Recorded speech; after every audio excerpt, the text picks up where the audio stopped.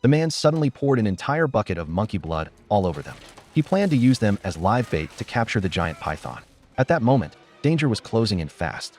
Drawn by the smell of blood, the giant python appeared, slithering out of the shadows. Panicked, the two began to run for their lives. But it was too late. The snake struck fast, coiling tightly around them in seconds.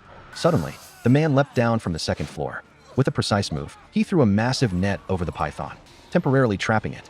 He quickly tied it down with ropes, then pulled out a tranquilizer, intending to sedate the snake.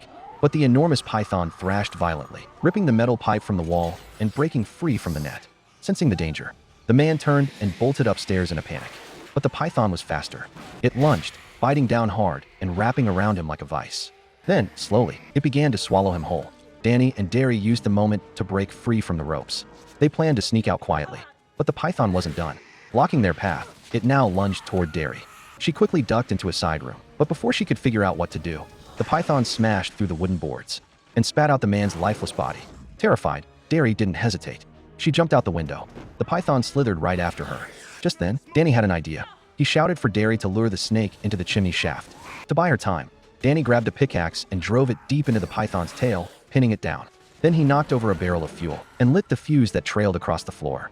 The flames spread fast. Just when they thought the plan was working, the python broke free again, bursting out of the chimney with terrifying force. But it was too late.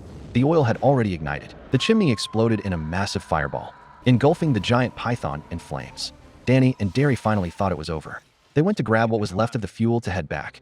But suddenly, the burned, bloody python launched itself from the water. Danny reacted fast.